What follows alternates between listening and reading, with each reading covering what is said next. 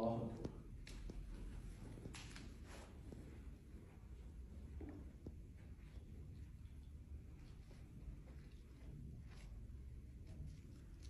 السلام عليكم ورحمة الله. السلام عليكم ورحمة الله. أحبتي في الله، نحن الآن نصلي الجمعة، صلاة الجمعة. صلاة الجمعة كم ركعة؟ ركعتان.